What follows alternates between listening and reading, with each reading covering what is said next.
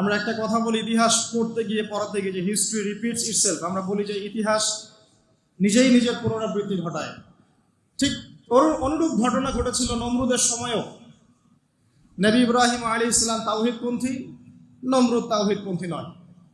সে মনে করে যে সেই হচ্ছে এই পুরো মহাবিশ্বের রব। আল্লাহ রাব্বুল আলামিন ইব্রাহিম আলাইহিস সালামের মাধ্যমে তাকে তাওহীদের দাওয়াত পৌঁছালেন, সে কবুল করল না। আল্লাহ রাব্বুল আলামিন সামান্য যে বলে মশা, ক্ষুদ্র একটা মশা দিয়ে নমরুদকে শেষ করে দিলেন। আল্লাহ পাক সব করতে পারেন। ইতিহাস এভাবেই পুনরাবৃত্তি ঘটিয়েছে আদ এবং সামুদ জাতির ক্ষেত্রেও। আদ জাতির লোকেরা অনেক লম্বা লম্বা ছিল, ফিজিক্যালি অনেক স্ট্রংলি বিল্ট। তারা পাহাড় কেটে বাড়িঘর নির্মাণ করত। সামুদ জাতিও ঠিক এরকমই ছিল, তারা পাহাড় পর্বত কেটে বাড়ি নির্মাণ করত। আল্লাহ রাব্বুল আলামিন হুদ আলাইহিস সালামকে পাঠালেন, সালেহ আলাইহিস সালামকে পাঠালেন দাওয়াত দেওয়ার জন্য। তারা দাওয়াতি কাজ করলেন, কম দাওয়াত গ্রহণ করলো না। ইল্লা কলিলাম মিনহুম, অল্প কিছু মানুষ ইসলাম কবুল করলো, বাকিরা বেশিরভাগই করলো না। আল্লাহ রাব্বুল আলামিন বিশাল কওমটাকে, যারা বলতো মান আশাদ্দু মিন্না কুওয়া, আমাদের চেয়ে শক্তিশালী আর কে আছে, তারা এই কথা বলতো। কোরআনে কথা বলছে, কোরআন বলছে, তারা বলতো মান আশাদ্দু মিন্না কুওয়া, আমাদের চেয়ে শক্তিশালী আর কে আছে। এখন এই স্লোগানগুলো আমরা ওয়ার্ল্ড অ্যাফেয়ার্স ঘাটলে দেখতে পারি না? বিভিন্ন পরাশক্তি বলছে আমাদের চেয়ে শ্রেষ্ঠ আর শক্তিশালী কে আছে। এই কথাটাই বলেছিল আদ এবং সামুদ জাতি। আল্লাহ পাক এদেরকে এমনভাবে ধ্বংস করেছেন যেন খেজুর গাছ উপড়ে ফেললে যেমন করে পড়ে থাকে, আদ জাতির লোকরা বাড়ির মধ্যে এভাবে পড়েছিল। মাত্র 6 দিন এবং 7 রাতের মধ্যে আল্লাহ পাক আদ জাতিকে ধ্বংস করেছেন। আর সামুদ জাতিকে আল্লাহ পাক ধ্বংস করেছেন বজ্রপাত দিয়ে, প্রচন্ড বজ্রপাত দিয়ে, মুহূর্তে একটা কম শেষ। আল্লাহ পাক সব করতে পারেন। ইতিহাস এভাবেই পুনরাবৃত্তি ঘটিয়েছে। ফেরাউনের যুগে চলে যান, মূসা আলাইহিস সালাম একই দাওয়াত দিয়েছেন আল্লাহ রাব্বুল আলামিন। আল্লাহ পাকের পক্ষ থেকে তাওহীদ দিয়ে তিনি ফেরাউনকে দাওয়াত দিয়েছেন যে লা ইলাহা ইল্লাল্লাহ, আল্লাহ ছাড়া কোনো ইলাহ নাই। আল্লাহ রাব্বুল আলামিন চিরঞ্জীব, চিরস্থায়ী, তার কাছে আত্মসমর্পণ করো। ফেরাউন বলেছিল আনা রাব্বুকুমুল আ'লা, আমি তোমাদের মহান রব। নাউযুবিল্লাহ। সে বলেছিল মা উরিকুম ইল্লা মা আরা, আমি যা ভালো মনে করি তাই তো তোমাদেরকে বলি। ওয়া মা আহদিকুম ইল্লা সাবিলার রাশাদ, এবং আমি তোমাদেরকে শুধু সৎপথ দেখাই। ফিরআউন এই কথা বলেছিল।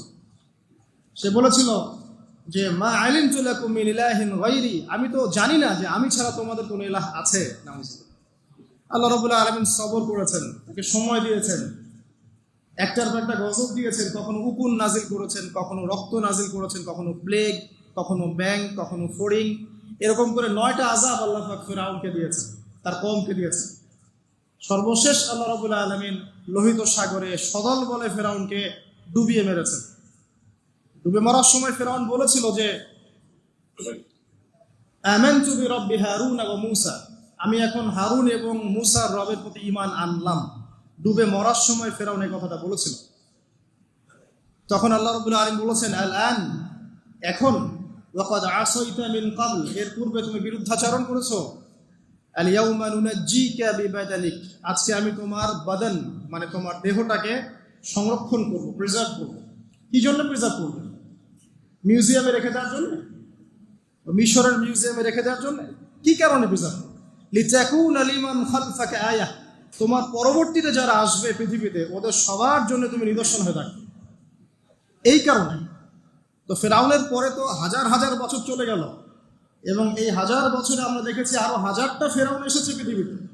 তাদের সবার জন্য এই ফেরাউনের মমিটা ছিল কি? নিদর্শন। কে আল্লাহ নিদর্শনের পরোয়া করে? আল্লাহ পাকে নিদর্শনের কে পরোয়া করে? আমাদের কনসেপ্ট এখন এমন, ইন হিয়া ইল্লা হায়াতুনাদ দুনিয়া, এই দুনিয়ার জীবনটাই আমাদের হায়াত। নামুতু ওয়া নাহইয়া, আমরা এখানেই বাঁচি, এখানেই মরি। ওয়া মা নাহনু বিমাবউসিন, আর আমাদেরকে পুনরুত্থিত করা হবে না। কোনো মানুষ যদি পরকালীন কনসেপ্ট লালন করে চলে, সেই মানুষ কি বেনামাজি থাকতে পারে কিনা? সেই মানুষ কি যাকাত না দিয়ে থাকতে পারে কিনা? যে মানুষ পরকালে বিশ্বাস করে যে আল্লাহর সামনে আমাকে দাঁড়াতে হবে একা একাই, আমার ইমাম, আমার পীর, আমার অমুক, আমার তমুক নেতা নেত্রী কেউ আমার সাথে যাবে না, আমাকে একা আমার আল্লাহর সামনে দাঁড়িয়ে হিসাব দিতে হবে, এই কথা যে চিন্তা করে, সে কি নামাজ না পড়ে থাকতে পারে কিনা? সে কি যাকাত না দিয়ে থাকতে পারে কিনা? সে কি দুর্নীতি করতে পারে কিনা? মানুষকে ঠকাতে পারে কিনা? সে কি সুদ খেতে পারে না ঘুষ খেতে পারে? সে কি জেনা করতে পারে?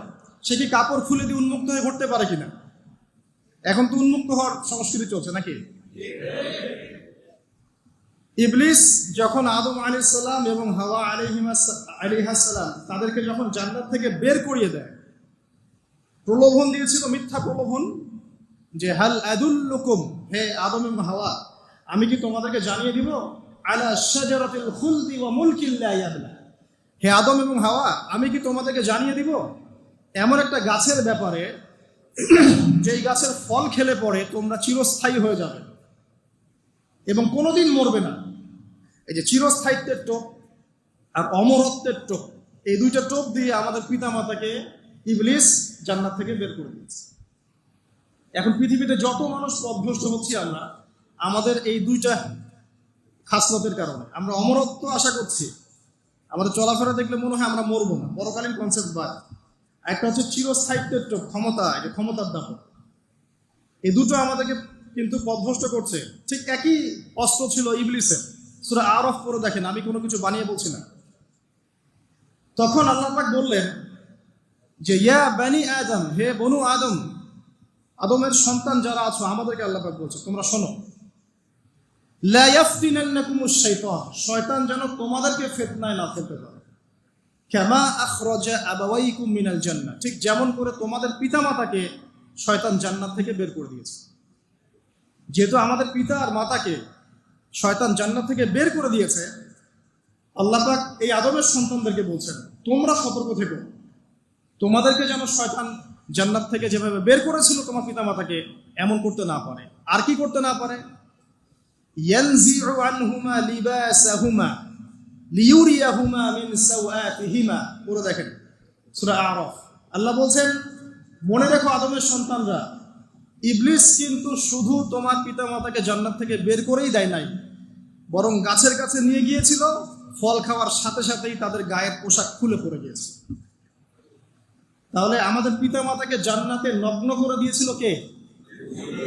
সেই কথা আল্লাহ পাক বলছেন আদম সন্তানদেরকে তোমরা সতর্ক থেকো, তোমাদেরকে যেন ইবলিস নগ্ন করতে না পারে, ঠিক যেমন করে তোমাদের পিতামাতাকে করেছে। তাহলে এখন যে পুরো বিশ্ব জুড়ে নগ্নতার যে সংস্কৃতি চলছে, তাইলে এরা কার এজেন্ডা বাস্তবায়ন করছে বুঝতে পারছেন? কোরআন পড়েন, পৃথিবীতে যত সভ্যতা চলে গেছে, ব্যাবিলনের সভ্যতা, চাইনিজদের সভ্যতা, তারপরে যে আমাদের মাও সেতুং, ইতালির মুসোলিনি, এদিকে জ্যাপল সার্তে, এদিকে আপনার ফিডেল ক্যাস্ট্রোর কথা বলেন, ওই পশ্চিমা সভ্যতা বাদ দিয়ে যত বড় বড় সভ্যতা রিনাউন্ড, সবার পোশাক ছিল শালীন। আমি চ্যালেঞ্জ করলাম, খুঁজে দেখেন, চাইনিজদের পোশাক দেখেন, আগেকার পোশাক, 1000 বছর আগের পোশাক, শালীন পোশাক। তারা কিন্তু মুসলিম ছিলেন না। আপনি এই ব্যাবিলনের সভ্যতা দেখেন, ব্যাবিলনের সভ্যতা অনেক প্রাচীন না? এই সভ্যতার পোশাক দেখবেন এটা অশালীন পোশাক ছিল না। এমনকি আইয়ামে জাহিলিয়াত যেটা আমরা বলি, নবী সাল্লাল্লাহু আলাইহি ওয়াসাল্লাম যখন জন্ম নেননি তার আগের সময়, ওই সময়ে যে মানুষ জেনা করতো, মেয়েকে যে কন্যা সন্তানকে জীবিত দাফন করতো, তারপরেও ওদের পোশাক শালীন ছিল। হঠাৎ করে বিশ্বে একটা সভ্যতা আসলো পশ্চিম থেকে, তারা বললো যে পোশাক শর্ট হতে হতে হতে হতে এক পর্যায়ে বিকিনি পরে ঘোরা শুরু, এবং এখন ওরা সারা বিশ্বে ওটা ছড়িয়ে দিচ্ছে, আমরা সবাই ওটাকে গ্রহণ করছি। আবার বলছি 1000 বছরের সময়।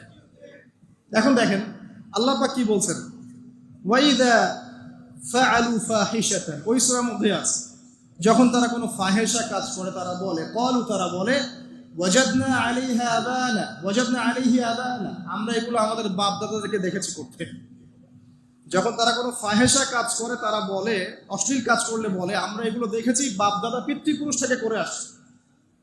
আল্লাহু আমারানা বিহা, আল্লাহ আমাদেরকে আদেশ করেছেন। আল্লাহ বলেন কুল ইন্নাল্লাহা লা ইয়া'মুরু বিল ফাহশা, আল্লাহ পাক কখনো অশ্লীল কাজের আদেশ করতে পারেন না। আতাকুলুনা আলাল্লাহি মা লা তা'লামুন, তোমরা কি আল্লাহ সম্পর্কে এমন কথা বলছো যে কথা তোমরা জানো না? আল্লাহ কিসের আদেশ করেন? আল্লাহ বলেন কুল আমারা রাব্বি বিল কিসত, হে নবী বলে দিন আল্লাহ পাক আদেশ করেন ন্যায় বিচারের আদেশ করেন। ওয়া আকিমু ওয়ুজুহাকুম ইনদা কুল্লি মসজিদ, এবং প্রত্যেক নামাজের ওয়াক্তে নিজের চেহারাটাকে একনিষ্ঠভাবে আল্লাহর দিকে ফেরাবে, এই আদেশ আল্লাহ পাক করেন। ওয়া আকিমু ওয়ুজুহাকুম ইনদা কুল্লি মসজিদ ওয়াদউহু মুখলিসিনা লাহুদ্দিন, এবং একনিষ্ঠভাবে তোমরা আল্লাহকে ডাকবে, দোয়া করবে, এই আদেশ আল্লাহ পাক করেন। তো আল্লাহ পাক কি অশ্লীল কাজের আদেশ করতে পারেন? ইতিহাস পড়ে দেখেন, আমি নিজে হিস্ট্রির ছাত্র, আপনি পড়ে দেখবেন পুরো ঐতিহাসিক পটভূমি পড়ে দেখবেন, মানুষ এই ঊনবিংশ শতাব্দী আসার আগে এত অশ্লীল ছিল না। এখনকার বিশ্বে যত সমস্যা চলছে, কয়েকটা বলি: রিবা বা সুদ, জেনা বা উন্মুক্ত যৌনাচার, তারপরে বেপরদামি অশ্লীলতা, 4 নাম্বার আপনার মাদক, ঠিক আছে, 5 যে বড় মহামারী পর্নোগ্রাফি, যত বড় বড় মেজর সমস্যাগুলো চলছে যেগুলো ইয়াং জেনারেশনকে ধ্বংস করে দিচ্ছে, এগুলোর ম্যাক্সিমাম এসেছে কিন্তু পশ্চিম থেকে। খেয়াল করে দেখবেন, এগুলো কিন্তু বাংলাদেশ থেকে আসে নাই, আসছে ভারত থেকে আসছে, পাকিস্তান থেকে আসছে, সাবকন্টিনেন্ট থেকে আসে নাই, এগুলো দেখবেন একটা নির্দিষ্ট জায়গা থেকে আসছে। তো এই কারণেই আমাদের সতর্ক দৃষ্টি রাখতে হবে যে বস্তুবাদী উন্নয়ন সবকিছু নয়। হ্যাঁ, আমরা জিডিপি বাড়ালাম, ইন্ডাস্ট্রিজ গড়লাম, মঙ্গলে চলে গেলাম, চাঁদে গেলাম, ওকে ফাইন, এগুলোর কেউ বিরোধিতা করবে না, এটা ভালো, নেশনকে এগিয়ে নিতে হবে, এটাই এডুকেট, তারও নয়, এবং এডুকেটেই করতে হবে, কিন্তু নৈতিকতার বিসর্জন দিয়ে নয়। নৈতিকতার বিসর্জন দিয়ে ধর্ম থেকে দূরে চলে এসে নাস্তিকতায় বিশ্বাসী হয়ে আল্লাহকে বাদ দিয়ে, রাসূলকে বাদ দিয়ে এই বস্তুবাদী উন্নয়ন আমাদের পরকালকে বাঁচাতে পারবে না। তো পরকালকে বাঁচিয়ে রেখে আমার দুনিয়াকে উন্নয়ন করতে হবে, এবং দুনিয়ার উন্নয়নটা অবশ্যই জরুরি। সারা বিশ্ব যখন এগিয়ে যাচ্ছে, আমরা কেন পিছিয়ে থাকবো? আমি তো এটাও বলি যে এটা অনেক মাদ্রাসার লাইনে যারা আছেন তারা আমার সাথে একটু বিরোধিতা করেন এই বিষয়ে, কিন্তু আমি নিজেই বলি যে সিলেবাসের মধ্যে পরিবর্তন নিয়ে আসার চেষ্টা করতে হবে। শুধুমাত্র এককেন্দ্রিক শিক্ষায় কেন শিক্ষিত হব? এ যুগে চলার জন্য যে উপকারী জ্ঞানগুলো দরকার সেগুলো শিখতে হবে আমাদেরকে। আমাদের আইসিটির জ্ঞানের দরকার আছে, আমাদের ইংরেজির জ্ঞানের দরকার আছে, ম্যাথামেটিক্স দরকার আছে, সায়েন্সের দরকার আছে, আমাদের তথ্য প্রযুক্তি জানতে হবে, অর্থনীতির জ্ঞানের দরকার আছে, পলিটিক্যাল সায়েন্সের দরকার আছে, জিও পলিটিক্স দরকার আছে। এগুলো বাদ দিয়ে শুধু যদি আমি মুখস্থ করে যাই, এই জ্ঞানটা আমার কি কাজে দেবে আমাকে বলে? এই কথাটা অনেকে নেগেটিভলি নেয়, কিন্তু আমি আসলে তাদের ব্যাপারে তাদের সাথে তর্ক করতে চাই না। আমি আমার কনসেপ্ট লালন করি, আমি এতটুকুই বলছি। এবং যারা শিক্ষিত মহল আছেন, বুদ্ধিজীবী মহল আছেন, যারা দেশ সম্পর্কে ভাবেন, জাতি নিয়ে ভাবেন, উম্মা নিয়ে ভাবেন, তারা কিন্তু আমার সাথে একমত হবে ইনশাআল্লাহ যে আমরা কিন্তু এই জায়গাটাতে পিছিয়ে পড়তেছি। আল্লাহ পাক আমাদেরকে কনস্ট্রাকটিভ সিলেবাসে পড়াশোনা করার তৌফিক দান করুন।